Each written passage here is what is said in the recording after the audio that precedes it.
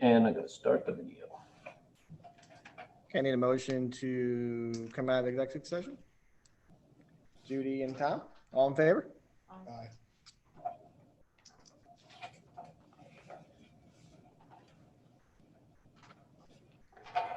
Next on the agenda is the Pledge of Allegiance and a moment of meditation. Please keep John Mulligan in your thoughts, a school bus driver for the Goshen School District for over 30 years.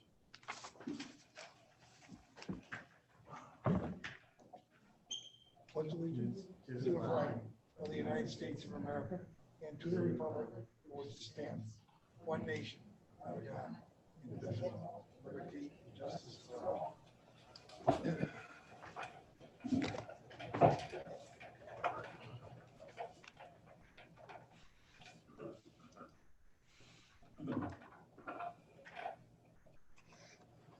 Next on our agenda is a presentation from Nugent and Houseler for the external audit. I think we have Jen via Zoom.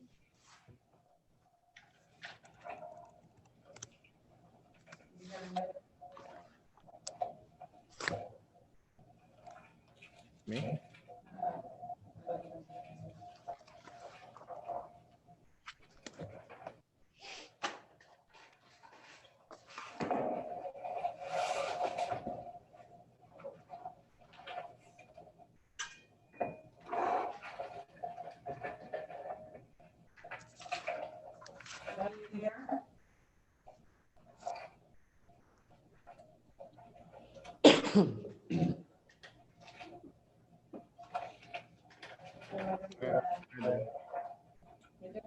Jen, can you hear me? Yes, I can. Everyone hear me? Yeah, we can hear you. We can see you. Okay, We can hear you. The floor is Okay. yours. So we're ready for Jen whenever you're ready. Okay, you ready for me? Okay. Good evening, everyone. So I'm here tonight to present the financial statements for June 30, 2020. I met with the district's audit committee on September 21st, and we discussed the results of the audit in great detail. That 96-page document that you have there. That document includes 3 different audits. We have the audit of the district's financial statements, the audit of the federal awards under the Uniform Guidance Standards, and the audit of the extra classroom activity funds. I'm pleased to say that we have issued 3 unmodified or clean opinions on each of those audited. After performing our procedures, all opinions in the district's financial statements, the district has sufficient cash to meet current liabilities and is well reserved. If you remember back the past couple years, we've had significant changes to the financial statements, particularly related to the GASB 75 and GASB 68 related to other post-employment benefits, TRS and ERS pension assets and liabilities. This year, the district has had no changes to the financial reporting.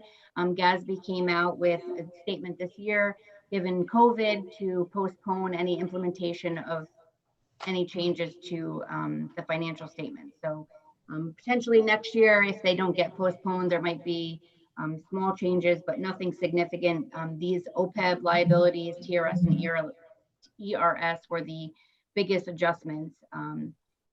After all findings were discussed with management, adjustments have been made, and they're all reflected in your current financial statement that you have in front of you.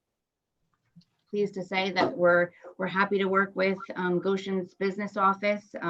Everyone's very helpful, pleasure to work with, and we appreciate all of their hard work throughout the audit process.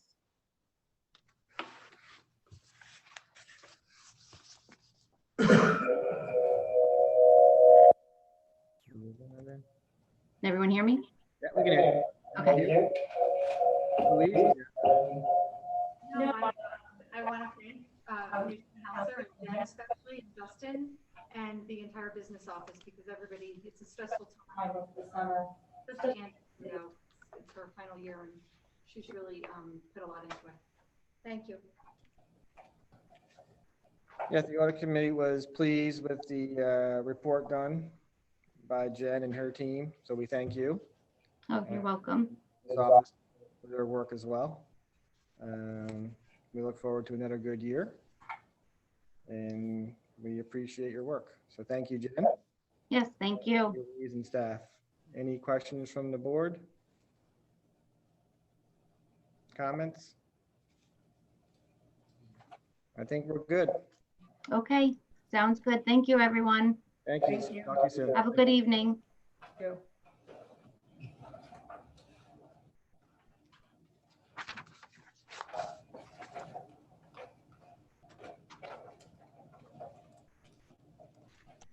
The board is happy that the district still remains in a very solid financial position.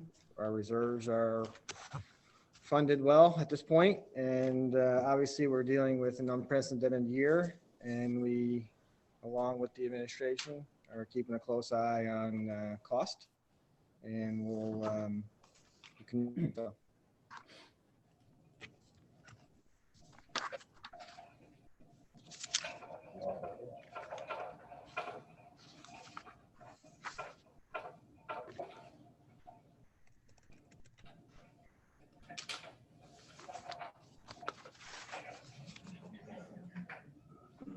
On my page. Next on the agenda is the president's report. Just a few notes here tonight for the board and the public. We are now in full hybrid mode. Does that make sense? Full hybrid mode. So far from what we hear, things are going well. We appreciate everybody working together. We've heard a lot of good things of working together. Parents are doing well as they can do. Kids are excited to be back in the buildings from what we hear. Obviously, we're in unprecedented times, and working together and figuring these things out as we go along is the best course of action. So we appreciate everyone's support. And obviously, it's not going to be perfect in the beginning, but we will make it perfect in the end. I know I attended a virtual open house last week. That was an interesting experience. I think the teachers and administrators did a good job, and the staff here and arranging that to make it the best we could. They're about 10 minutes long each period, and the teachers did a nice job explaining. And from what I could see, it was pretty good participation from the parent side as well. Job well done. So congratulations on that. Obviously, everything is virtual. So also we had to switch our stakeholder day for a superintendent search to virtual as well at the last second. Our search firm, Strategic Educational Advantage, held Zoom meetings all day from 1 o'clock through 8:30 p.m. And they did a nice job. I think there was good contributions from each stakeholders group, which culminated in an open forum at night that lasted about an hour, 15 minutes, something like that. So we appreciate the community. We appreciate all our stakeholders and staff talking to the search firm. And we look forward to their presentation on 10/19 as they collect all their data and do their data analytics. I think it's important today as we enter the fall and flu season to reiterate something I said earlier in the year, which is the COVID reality that we live in today. We're all going to have to be flexible. And the board's going to be flexible. The administration will be flexible. I know our staff will be flexible. And we'll figure things out as we go along as we work together. Next on the agenda is the legislative update. Martha? Yes, I don't really have any information from Albany. They're still waiting to see what happens with the federal revenue that may or may not come to us. I was delighted to see the presentation where Colin Smith brought us the check for $50,000. I think it was really a wonderful thing, and it'll be a really good beginning for our tech classes. I will be the Oxfam meeting is this Wednesday. and I will be attending. I will be zooming in. And thank you, Jason, for the comment you made about the opening of school and how things are going, because that is at the end of the Oxfam meeting. I think people are going to be sharing that information with the group so that we all kind of know how we're all doing. So that's all I have to report tonight, and I will give a report on the Oxfam meeting at our next meeting. Thank you, Mark.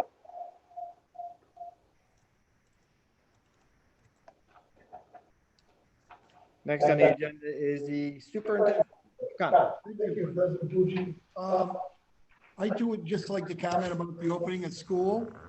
I know that it started out extremely well. I was impressed with the hard work and commitment, dedication of our administration, and especially all our teachers to welcome the kids. It seemed great. It was great back here right after Labor Day to see faculty, but it just seems to add that little bit extra when you see the kids in the halls and in the classrooms. And I think all four buildings have done a great job. Also, we often forget about transportation, buildings and grounds. Those folks and cafeteria have really gone the extra mile, and they're doing an outstanding job as well. As far as our school calendar, way back in March, early March, when we adopted a calendar before the pandemic, why it looked a little bit different than it looks now.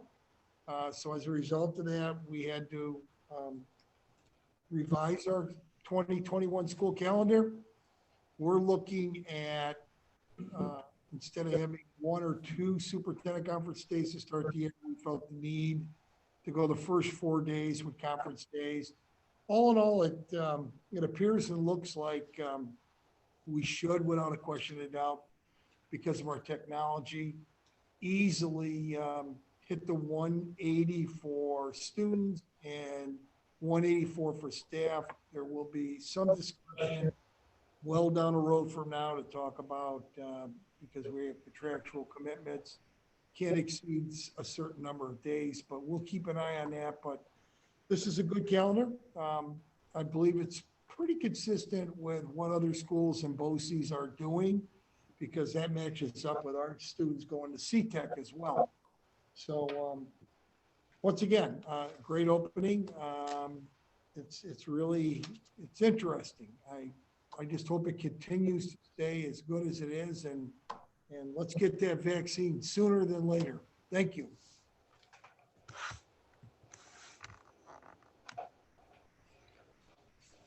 Thank you, Mr. Connor. Thank you. Next on the agenda is the Assistant Superintendent for Business Report, Louise Lynch. Thank you.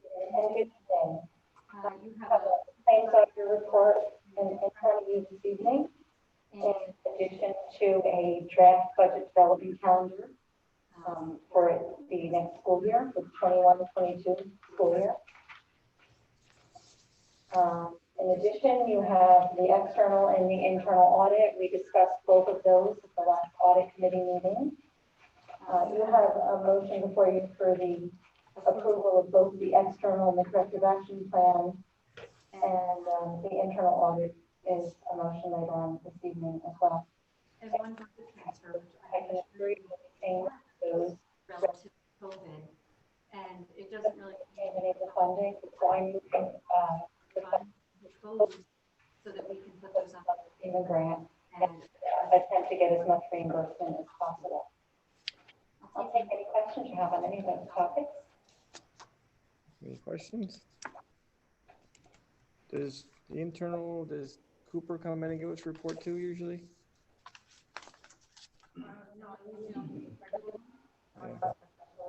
Okay. Thank you. You're welcome. Thank you, Louise. Next on the agenda is the Assistant Superintendent for Curriculum, Instruction, Personnel, and Technology, Mr. Carter.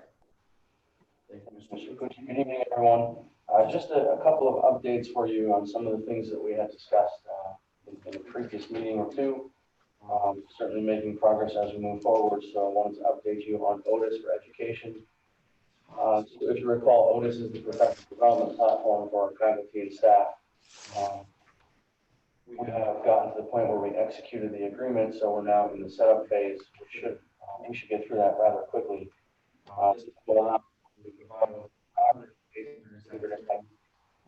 courses to our faculty and staff. They are all, for the most part, CTLE approved, so for us to have to accumulate those hours for professional development hours for certification purposes, these work very well for us. And again, as I said, they are asynchronous, which will allow us to collaborate, especially on those Wednesday afternoons where we have some time available to do so. There are certifications that are made available in Google, in Microsoft, in Apple, and many other platforms. Many topics revolve around social emotional learning. There's a large amount of BNL, BL opportunities, digital citizenship, and many, many more. We also have the ability to upload much of the content that we've developed in-house, so we can get that out on the Otis platform and have it easily accessible for everyone. And administrators will have the opportunity to develop playlists based on topic, content, departments, and so on. So again, great opportunity to help us with Otis. There are also parent options that are available, which I find quite unique, because they will be able to access these courses designed for parents specifically. So for instance, tutorials on Chromebook use, the use of iPads, multiple tutorials for the programs that we're running, use of Google Classroom, Kits, just help to provide opportunities to get familiar and to get parents to the point where it's easy to teach them. So that is Otis for Education. We have talked about Global Compliance Network, if you recall. Global Compliance Network has approximately 125 different tutorials that will help us to stay in New York State compliance. When it comes to regulations such as LR2D, data dignity for all students, and EpiPen administration, some of the other things like bloodborne pathogens. So we're at a point now where all of our teachers, all of our aides, all of our facilities, everyone in the district has been registered and sent over through secure portal, and Global Compliance now is uploading all of that for us into the system, which will get an email response to all of you. So we're ready to break that out shortly, which will just allow us to better monitor compliance and allow people to do it on their own time as well, of course within our own government. Next, we have a district safety plan. So this is something that we go through every year with presentation of district-wide safety plan. So that safety plan is currently on our website. You can find that by clicking on the district tab, and then you'll see the whole district-wide policy procedure for district-wide safety plan. The public comment period will end on October 31st, and Christina Gore, I'd like to thank her for helping out with putting together some forms to take on those comments from the public and the community. That will be through a Google form. I believe she's also sending out notifications to school messenger. We will have a public hearing prior to that first meeting in November, and then during that meeting, hopefully we can go through and approve the district-wide safety plan. One other follow-up for everyone, we have talked about purchasing what we term some DFAP Chromebooks, to better assist with some connectivity issues. I will tell you that Jim Starr and his crew have worked diligently to really monitor the community forum there. At one point in time when we had our first discussion, we probably, it's safe to say, we had probably 100 different items, within that email address, in that account to be addressed by Jim and his staff. We're down to probably 3 or 4 a day.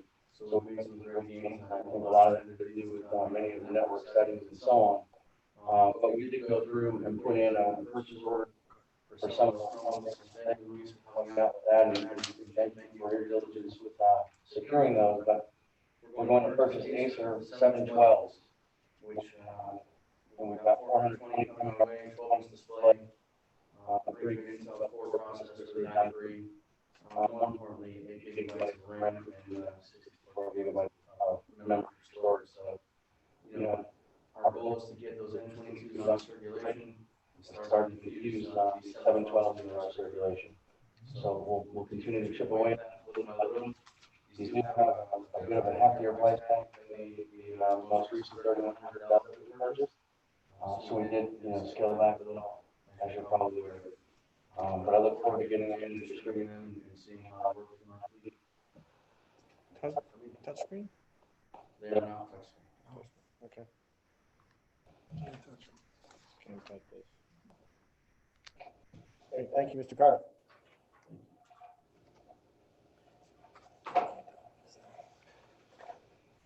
Okay, next on the agenda is the consent agenda. I need a motion. So moved. Martha and Mike. I can see them. Be it resolved upon the recommendation of the superintendent of schools, the Board of Education approves the consent agenda as presented. All in favor? Aye. Aye. Opposed? We do have some old business. Action 1, I need a motion to approve the revised 2020-2021 student calendar. Judy and Allison? Be it resolved upon the recommendation of the superintendent of schools, the Board of Education approves the revised 2020-2021 student calendar as presented. All in favor? Aye. Aye. Opposed? Move on to new business, 13.1. I need a motion to accept Nugent and Houseler's financial audit report. Mike and Tom. Be it resolved upon the recommendation of the superintendent of schools, the Board of Education accepts the financial audit report for the year ended June 30th, 2020, as presented by Nugent and Houseler, PC, on October 5th, 2020. All in favor? Aye. Opposed? 13.2, motion for the approved corrective action plan for the 2019-20 external audit. Tom and Allison? Be it resolved upon the recommendation of the superintendent of schools, the Board of Education hereby approves the corrective action plan for the external audit performed by Nugent and Houseler for the year ended June 30th, 2020. All in favor? Aye. Aye. Opposed? 13.3, I need a motion to approve independent internal audit report prepared by Cooper Arias LLP. Judy? And Martha?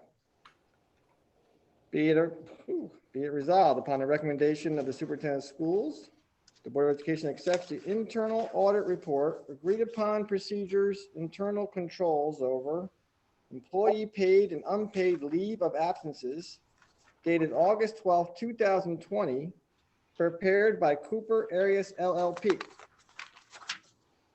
All in favor? Aye. Opposed? I think that was a good internal audit that we did. It's, I think, the first time I think we maybe ever did it. Yes. Right. And I think even in the auditors commented that it was something different for them. Yeah. So it's kind of an interesting exercise for us to do as a district, and I think will enable us to be even more efficient than we are. 13.4. I got flipped over. And a motion to approve the minutes and transcription for September 14th, 2020. Allison? Judy? Be it resolved upon the recommendation of the superintendent of schools, the Board of Education approves the minutes and transcription for the September 14th, 2020 regular board meeting. All in favor? Aye. Opposed? 13.5, I need a motion for approval of lead evaluator for teacher certifications. Tom and Allison? I was looking on the screen there for a second. Nobody moved. Be it resolved that pursuant to the requirements of Education Law, Section 3012-D, and Part 30-2.9 of the Regents rules, the following people have completed all of the required training to be recertified by this Board of Education as lead evaluators for classroom teachers: Henry Friedman, Kyle Roddy, Matthew O'Brien. All in favor? Aye. Aye. Opposed? 13.6. I need a motion for approval of terms and conditions for evening high school. Mike and Tom. Be it resolved upon the recommendation of the superintendent of schools, the Board of Education approves the terms and conditions for evening high school of the Goshen Central School District effective July 1st, 2020 through June 30th, 2021. All in favor? Aye. Opposed? Aye. 13.7. Need a motion to approve tax tertiary refund, Rad Realty Co. and 78 Cypress LLC. Martha and Judy. Be resolved upon the recommendation of the superintendent of schools, the Board of Education approves the payment of tax tertiary judgment awarded to Rad Realty Co., Town of Goshen, Section Block 10-1-55, and 78 Cypress LLC, Town of Goshen, Section Block and Lot 10-1-55, as per the court order entered in the office of the Clerk of Orange County Supreme Court on September 8th, 2020, and served upon the district on September 9th, 2020, in the amount of $10,499.43 for the 2016-17 school year, $11,247.11 for the 2017-18 school year, and $13,154.72 for the 2018-19 school year, and $14,186.03 for the 2019-20 school year, for a total due of $49,087.29. Be it further resolved that in order to fund said tax tertiary judgment refund, that budgetary appropriations for the 2020-21 school year be increased by $49,087.29 from code A601, and that the $49,087.29 be transferred to the general fund budget from the tax tertiary reserve as the offsetting source of revenue. All in favor? Aye. Opposed? 13.8, this is the budgetary transfer that Louise mentioned. I need a motion for 13.8, approved budgetary transfer. Allison and Tom. Be it resolved upon the recommendation of the superintendent of schools, Board of Education approves the budgetary transfer dated September 23rd, 2020, in the amount of $50,500 related to Chromebooks for students during COVID. All in favor? Aye. Opposed? Next on the agenda, board member issues. Next on the agenda, a motion to close the meeting. Tom and Judy, all in favor? Aye. Aye. Opposed? Thank you, everyone, and have a good night and be safe. Thank you. You too, Jake. Good job.